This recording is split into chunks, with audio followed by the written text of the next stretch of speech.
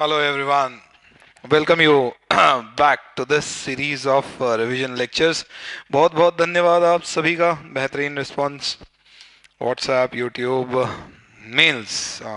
Amazing responses. Thank you very much. That's our motivation.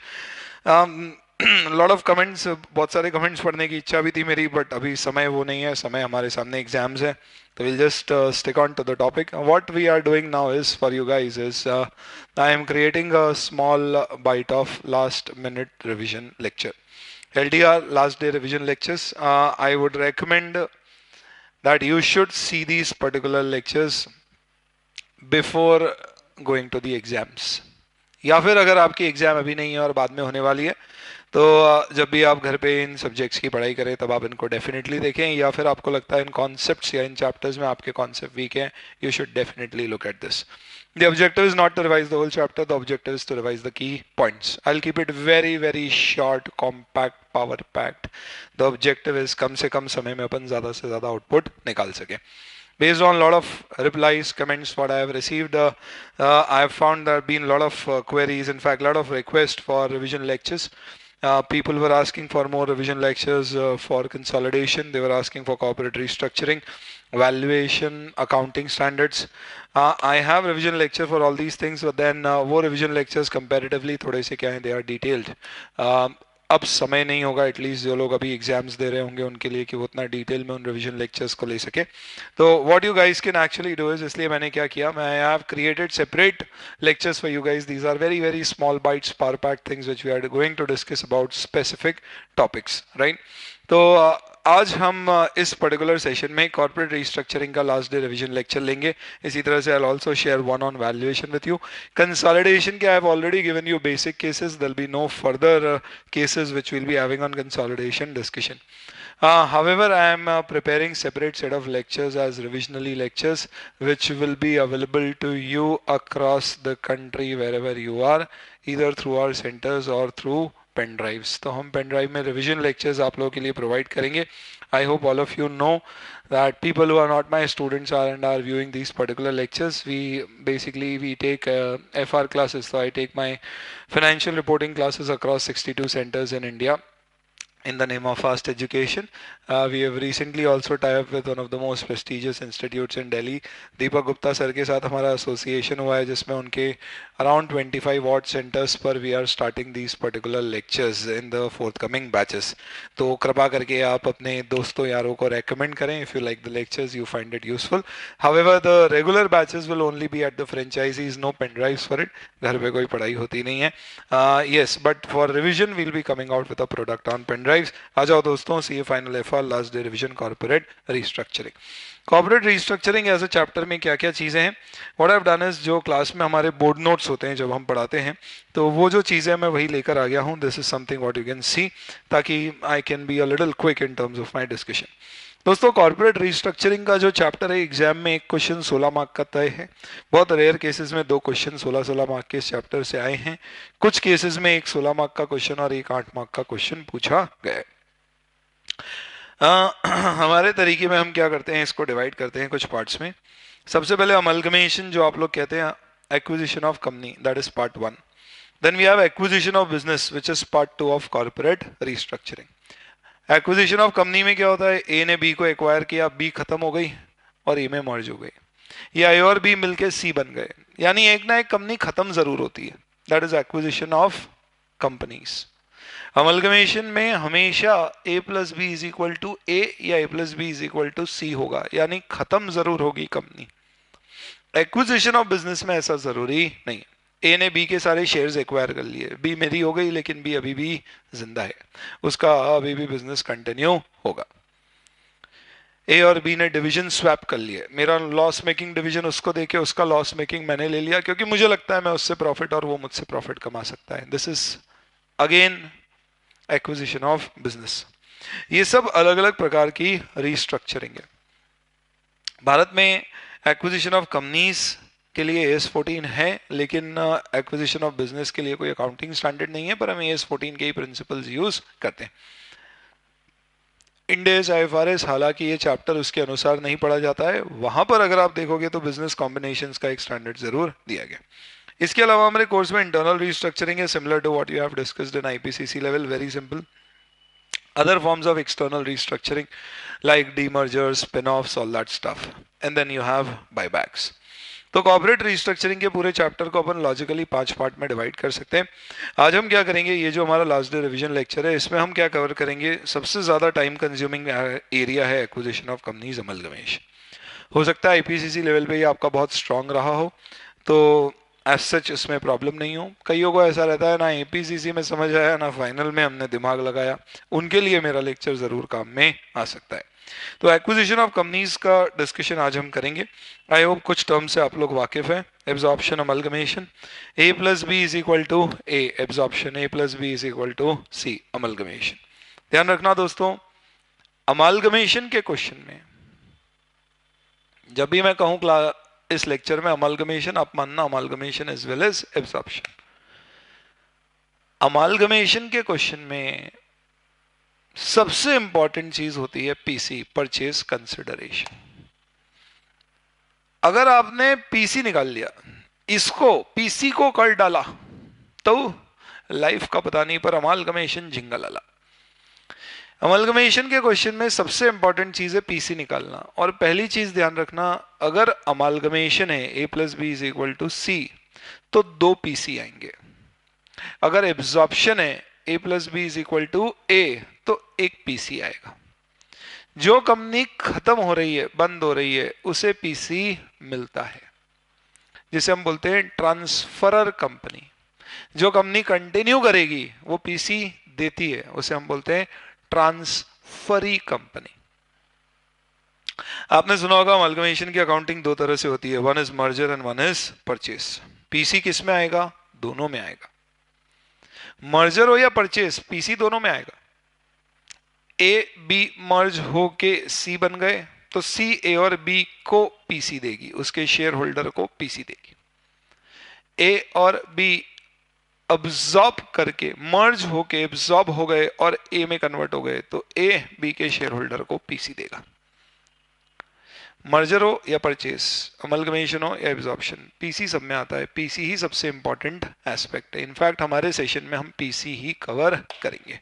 ये आप समझ लीजिए, जिस तरीके से अपन पीसी को समझेंगे, आप देखना आपके सारे कॉन्सेप्ट्स इतने छोटे से टाइम में अपन क्लियर करने की कोशिश करेंगे कि आपको अमलगमेशन के क्वेश्चन में पीसी से रिलेटेड प्रॉब्लम नहीं, हेंस पूरा क्वेश्चन एज सच सॉल्व करने में आपको दिक्कत नहीं आएगी.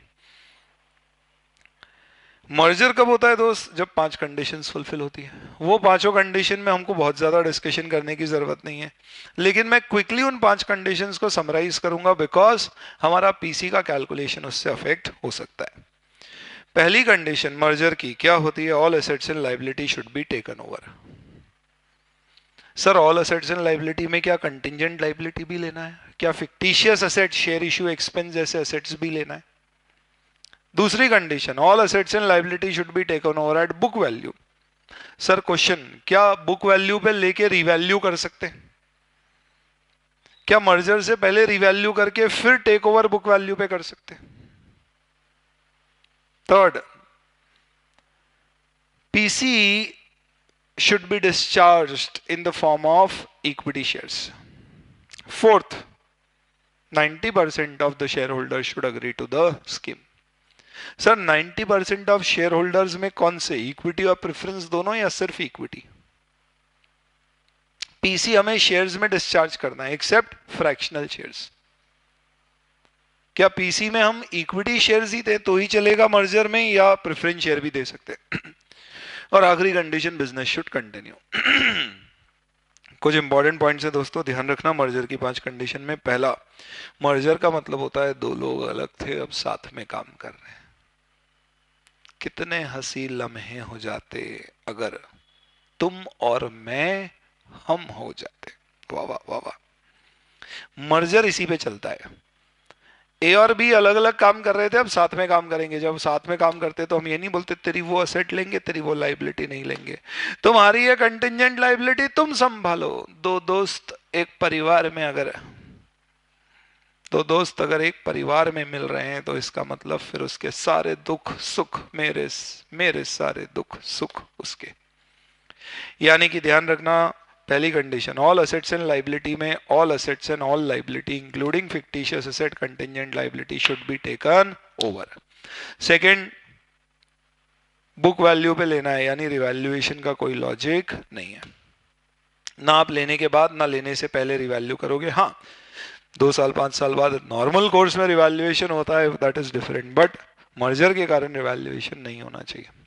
सिर्फ एक केस में बुक वैल्यू के अलावा आप असेट्स लाइबिलिटी को ले सकते हो, और वो एक केस क्या होता है, जब आपकी अकाउंटिंग पॉलिसीज अलग अलग हो, तो to synchronise the policies. Third, equity share holder should be discharged. In fact, I should say 90% of equity shareholders should agree to the merger scheme. Preference share holder को आप कैश में भी payment कर दोगे तो भी मर्जर होगा।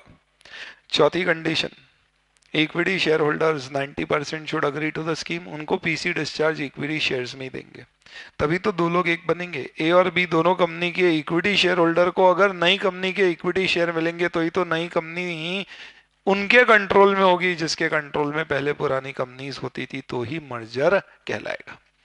तो मर्जर की बेसिक कंडीशन है कि जो कंपनियां मिल रही हैं, मिलने के बाद जो कंपनी बन रही है उसमें ओनरशिप उसी की होना चाहिए जिसकी पहले थी, और ओनरशिप इक्विटी शेयर से आती। और आखिरी condition, business should continue, that's okay.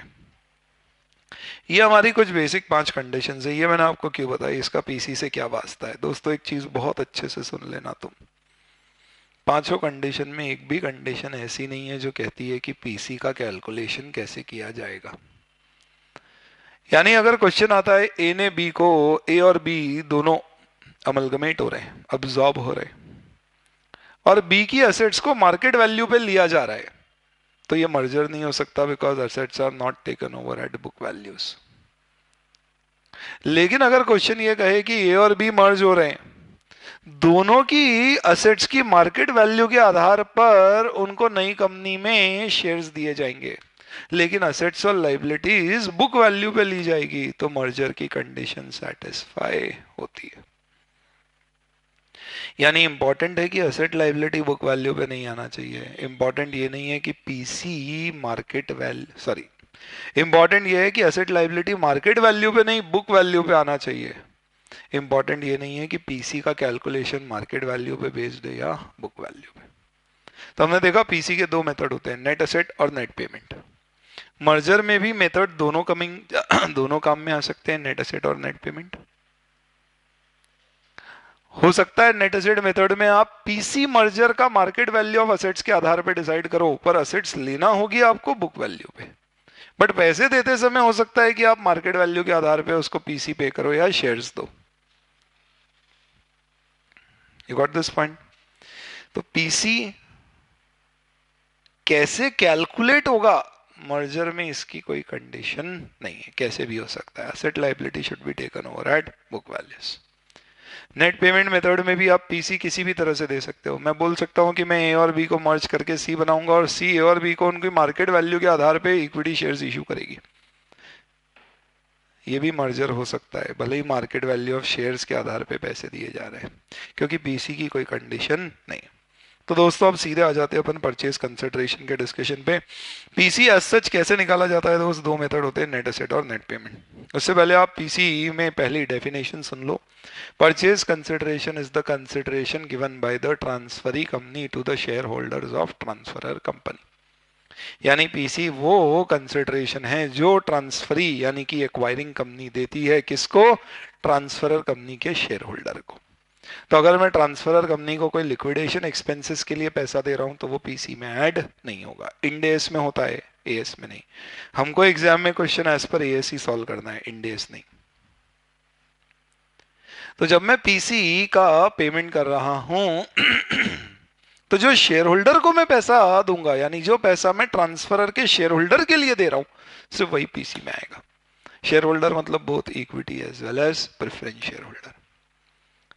PC में 2 मेथड होते हैं, नेट एसेट और नेट पेमेंट मेथड। ये 2 मेथड में सबसे इंपॉर्टेंट चीज पता है क्वेश्चन में क्या होती है, ये पता करना कि क्वेश्चन में मेथड कौन सा लग रहा है।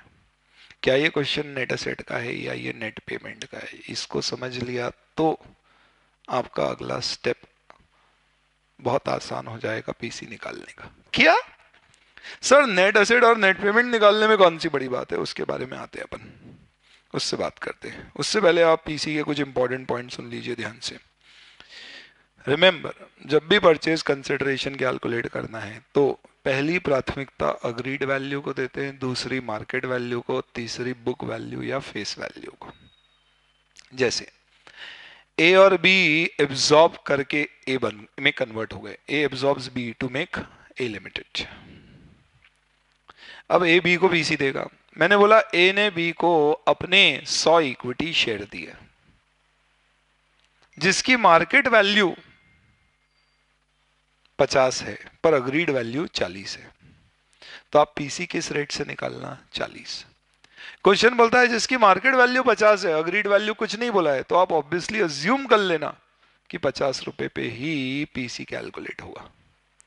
क्वेश्चन बोलता है ए ने बी को 100 शेयर पीसी के रूप में दिए जिसकी फेस वैल्यू 10 रुपए, मार्केट वैल्यू साइलेंट है, क्वेश्चन अग्रीड वैल्यू साइलेंट है, तो आपको मजबूरन फेस वैल्यू लेना है। क्वेश्चन में तीनों दिया है, क्या क्या? Agreed value, market value, face value. आप क्या प्रेफर करोगे? सबसे पहले अग्रीड वैल्यू दिए तो वो ले लो, नहीं दिए तो मार्केट वैल्यू ले लो, वो नहीं दिए तो फेस वैल्यू ले लो। ये तरीका है पीसी निकालने का। इसी तरह से सपोज आपने ये कहा कि ए ने बी को खरीदा और बी की असेट्स को 5 लाख पर वैल्यू किया गया जबकि मार्केट वैल्यू 4.5 लाख थी, तो आप पीसी कितने से निकालोगे? 5 लाख से। आपको कहा गया मार्केट वैल्यू 4.5 लाख है, अग्रीड वैल्यू नहीं दी, तो आप 4.5 लाख पीसी ले लोगे। कुछ भी नहीं दिया और नेट एसेट मेथड है, तो आप बुक वैल्यू को ही क्या मान लोगे? पीसी के कैलकुलेशन में जोड़ दोगे। ये सिद्धांत ध्यान रखना पीसी का, वेरी इंपॉर्टेंट। अब इससे अपन समझते हैं नेट एसेट और नेट पेमेंट मेथड, ये दो मेथड्स कैसे निकाले जाते हैं। ये मेथड मैं क्यों समझा रहा हूं? बस एक बेसिक चीज, मेरा मानना है दोस्तों कि परचेज कंसिडरेशन के कैलकुलेशन आप समझ लें तो पीसी निकालने के साथ साथ आपका अमालगमेशन का क्वेश्चन आसान हो जाता है। क्यों? Amalgamation in the nature of purchase में सबसे बड़ा मुद्दा होता है गुडविल कैपिटल रिजर्व, राइट? हम क्या करते हैं? Purchase consideration minus net assets is equal to goodwill और कैपिटल रिजर्व। किसमें? In case of amalgamation in the nature of purchase. Amalgamation in the nature of merger को भी साइड में रख दो, पहले परचेज। परचेज में सबसे बड़ा मुद्दा क्या होता है? पहले ये देखो कि अपन पीसी क्या दे रहे हैं, दूसरा ये देखो नेट एसेट्स कितनी आ रही है, दोनों के डिफरेंस को गुडविल कैपिटल रिजर्व में डाल दो। नेट एसेट निकालना मुश्किल नहीं है, क्वेश्चन में दी गई इंफॉर्मेशन से निकल जाती है। पीसी थोड़ा परेशान कर सकता है। पीसी कैसे निकालना है? तो पीसी निकालने के लिए पहले आप ये समझो कि मेथड नेट एसेट है क्वेश्चन में या नेट पेमेंट है। एक्सक्यूज मी, बहुत सिंपल तरीका है। ये तरीका सुनने से पहले एक सवाल का जवाब दो। गुडविल कैपिटल रिजर्व किस में आ सकती है? नेट असेट मेथड में या नेट पेमेंट मेथड में? गुडविल कैपिटल रिजर्व किस में आ सकता है? नेट असेट मेथड में या नेट पेमेंट मेथड में? गुडविल कैपिटल रिजर्व दोनों में ही आ सकता है सर, नेट एसेट में भी नेट पेमेंट में भी नहीं। सुनो, एक सिंपल सा फंडा समझो, इससे समझते हैं। सपोज फॉर एग्जाम्पल बर्थडे आया आपका, दोस्तों ने इस बार आपको बोल दिया भाई पार्टी देना ही पड़ेगी, नहीं तो तेरा हम सामाजिक बहिष्कार कर देंगे, क्योंकि आपने आज तक कभी बर्थडे की पार्टी दी नहीं है और अगर किसी ने बुलाया आपको तो आपने छोड़ी भी नहीं, सारी पार्टी अटेंड करी है। गिफ्ट तो देना हमारे स्वभाव में ही नहीं है, दोस्ती में क्या गिफ्ट, वो भी लड़कों को क्या देना। खैर,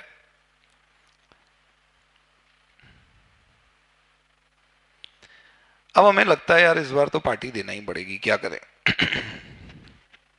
मॉम से पूछा, मॉम भी एकदम अपने मददगार, अपनी ही सोच रखने वाली। मॉम ने बोला कुछ नहीं, एक काम कर, सारे दोस्तों को घर पे बुला ले, घर पे ही पार्टी दे देंगे। हमने घर पे बुलाने का प्रस्ताव दोस्तों को रखा, दोस्त उसमें भी मान गए, बोले जो मिले वही सही।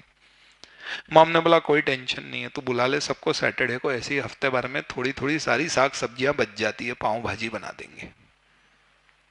पाव भाजी आपने सुना होगा, it's a very good dish to make at the weekend. हफ्ते भर की जितनी सब्जियां थोड़ी थोड़ी बची, सबको मिला के उसका मिश्रण करके एक भाजी बना दो, जिसमें स्वाद सिर्फ आलू का आता है, बाकी तो फीलर्स है। हमने बोला ठीक है। 20-25 दोस्त थे, हमने उनको न्योता दे दिया कि भैया आना है, क्या लगता है कितने आएंगे? 50 के रिप्लाई आ गए, बोले भाई हमारे। जो नहीं बुलाए थे वो भी आ गए, बोले अरे यार दोस्ती में क्या बुलाने की क्या जरूरत है। हमने मॉम को बताया, मॉम देखो इतनी गड़बड़ हो गई है, 50 दोस्त आ रहे हैं। मॉम ने बोला यार फिर तो सब्जियां खरीदना पड़ेगी। Luckily there was a hawker which was passing by from our colony having these vegetables in his hand cart. ठेले वाले भाई साहब आ रहे थे, सब्जी ले लो। हमने सुना, हमने बोला मॉम लेना ही पड़ेगी, चलो। मॉम बाहर आई, सब्जी वाले को कहा कि आलू हैं? उसने बोला हैं।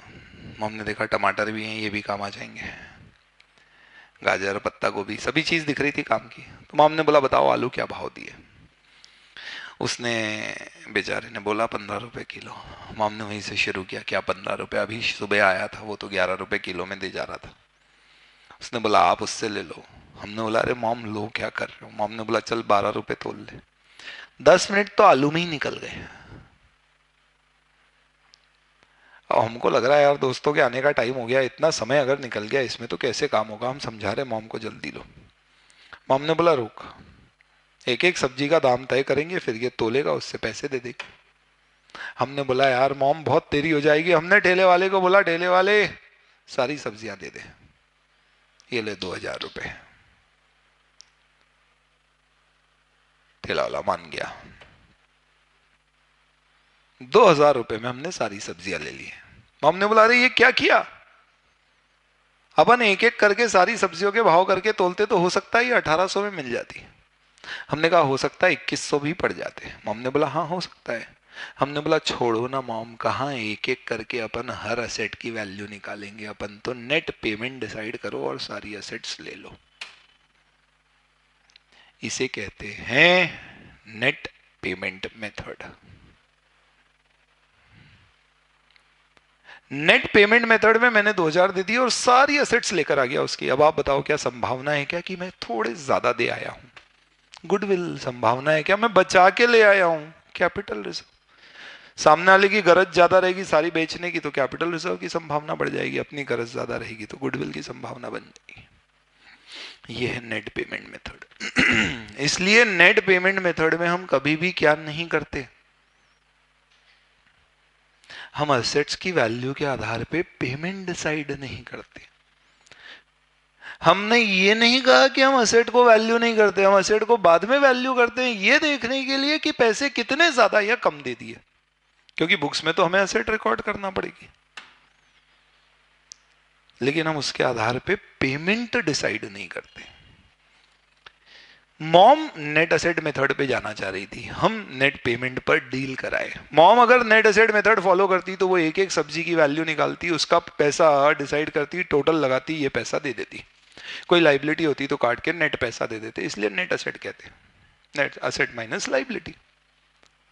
ये नेट पैसा अपन ने उसको दे दिया, उतने की असेट्स अपन ने ले ली, इसमें गुडविल कैपिटल रिजर्व का सवाल ही नहीं है। यानी नेट असेट मेथड में गुडविल कैपिटल रिजर्व आना ही नहीं चाहिए, क्योंकि फायदे नुकसान की संभावना सिर्फ तब बनेगी जब, बोलू, जब हम पैसा लंप सम में देंगे।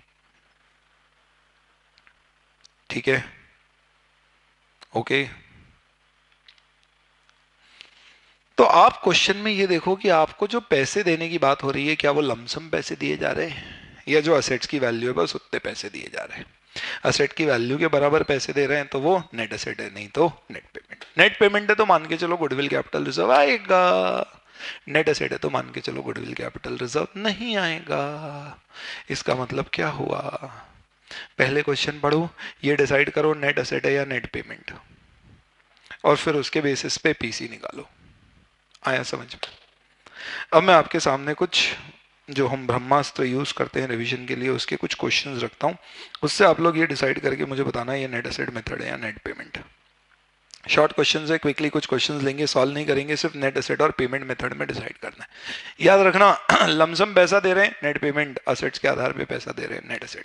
गुडविल कैपिटल रिजर्व सिर्फ किस में आएगा? नेट पेमेंट में। किस में नहीं आएगा? नेट असेट में। सर ये रूल हमेशा होगा क्या?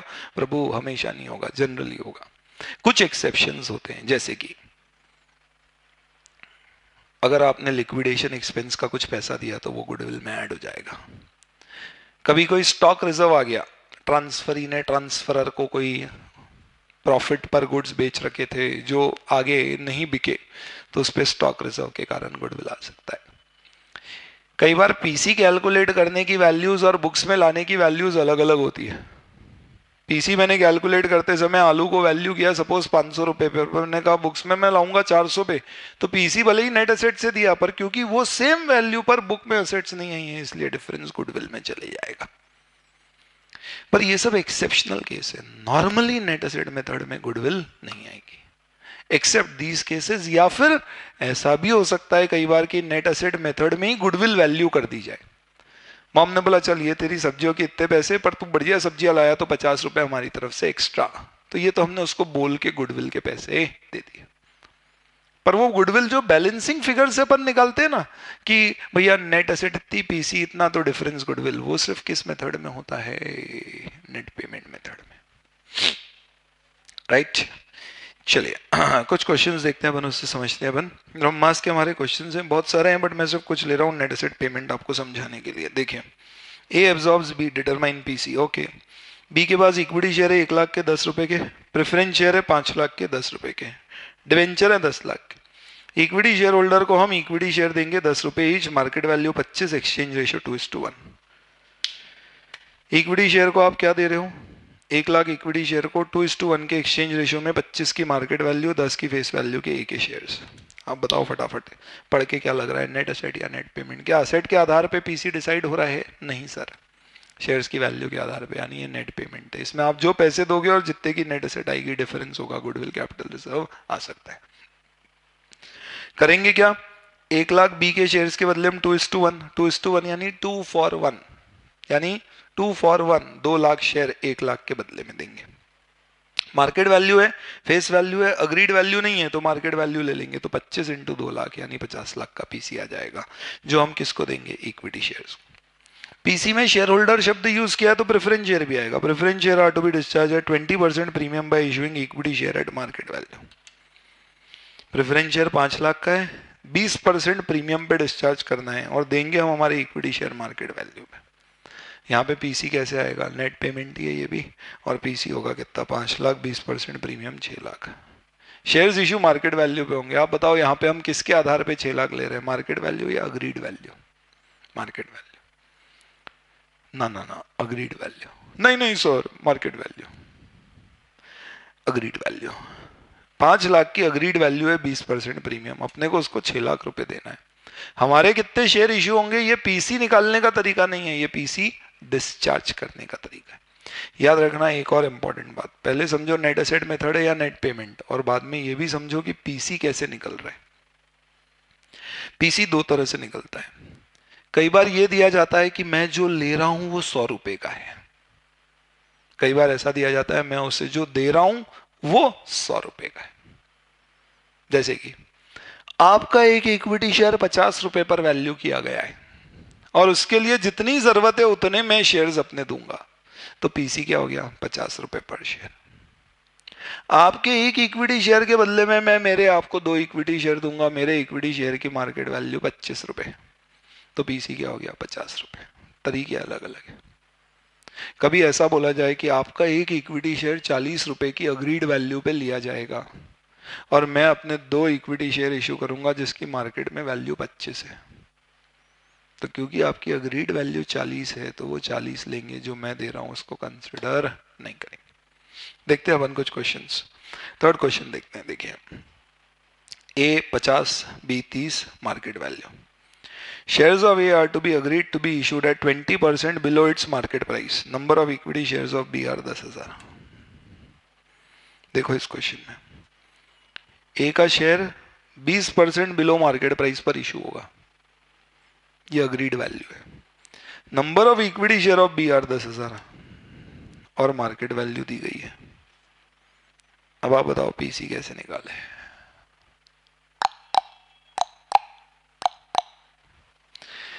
क्या बी के 10,000 शेयर के बदले में ए अपने 10,000 शेयर दे रहा है, ऐसा कहीं लिखा है क्या? नहीं। यानी इस केस में पहले पीसी है तो नेट पेमेंट, क्योंकि लमसम प्राइस डिसाइड हो रही है, हम क्या करेंगे, 10,000 शेयर बी के, 30 रुपए की उसकी मार्केट वैल्यू है, बी के शेयर की अग्रीड वैल्यू नहीं है, यानी हमारा पीसी 3 लाख हो जाएगा। और ए के शेयर कितने पे इशू कर रहे हैं, 20% बिलो मार्केट प्राइस, 50 माइनस 20% यानी 40 रुपए पे, तो 40 से डिवाइड करके 7,500 शेयर आएंगे। ये क्या है, डिस्चार्ज ऑफ पीसी। अगर यहाँ पे बी की मार्केट वैल्यू नहीं दी जाती ना, तो फिर अपन अज्यूम करते कि 10,000 के 10,000 शेयर देंगे और अपना एक शेयर वैल्यू होगा 40 पे, तो पीसी अकॉर्डिंगली 4 लाख आएगा। यानी दोस्तों जब आप क्वेश्चन पढ़ते हो ना, तो आपको पहली चीज नेट एसेट नेट पेमेंट समझना, और बाद में ये समझना है पीसी कैसे निकलेगा। यहाँ पे आप बताओ पीसी किससे निकला, मेरे जो लिया उसकी वैल्यू से या जो दिया उसकी वैल्यू से। इस क्वेश्चन में जो मैंने लिया है उसकी वैल्यू से। नेक्स्ट, 10,000 इक्विटी शेयर बी के, मार्केट वैल्यू 30 रुपए ए लिमिटेड की, इक्विटी शेयर 50 रुपए पर शेयर,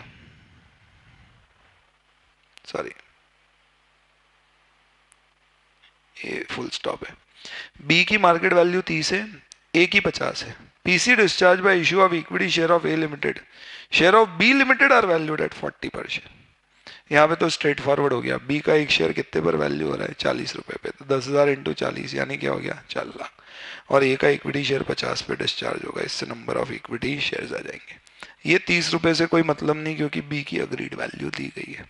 यहाँ भी किससे वैल्यू हुआ, पीसी जो हमने लिया उसकी वैल्यू से। अगला देखो, 10,000 equity share B limited, valued at 20% premium over face value of 10 per share. तो 10 फेस वैल्यू 10 है, 20% प्रीमियम यानी अग्रीड वैल्यू 12 हो गई। Are issued requisite number of equity share of A of face value 10 valued at 50% premium. यानी यहाँ पर भी B के शेयर की वैल्यू उसकी वैल्यू के आधार पर डिसाइड हो रही है, ना कि जो हम दे रहे हैं उसके आधार पे। उसका एक शेयर वैल्यू होगा 12 पे, 10,000 इंटू 12 1,20,000 रुपए, क्या आएगा पीसी की कीमत। और हमारा एक शेयर 15 पे इशू होगा, इससे आएंगे हमारे नंबर ऑफ शेयर कितने इशू होंगे। 10,000 equity share of B limited, face value 10, market value 25, are issued equivalent number of equity share of A, market value 40। ये वाला क्वेश्चन देखो, जहां इक्विवेलेंट नंबर लिखते हैं ना, इसका मतलब होता है इक्वल नंबर। यानी 10,000 शेयर को मैं क्या देने वाला हूं, ए के 10,000 शेयर। इसका मतलब यहां पे पहले क्या डिसाइड हुआ है मालूम है, जो हम शेयर ले रहे हैं उसकी कीमत डिसाइड नहीं हुई है, उसे क्या दे रहे हैं वो डिसाइड हुआ है। क्योंकि मैं 10,000 के बदले में 10,000 शेयर दे रहा हूं, तो अब यहाँ पे डिस्चार्ज फिक्स हुआ है पहले कि डिस्चार्ज 10,000 शेयर से। तो अब हमें वैल्यू ए के शेयर्स की लेना होगी, और ए के शेयर्स की अग्रीड वैल्यू नहीं दी गई है, मार्केट वैल्यू है, तो वो मार्केट वैल्यू से मल्टीप्लाई होगा तो 4 लाख आएगा।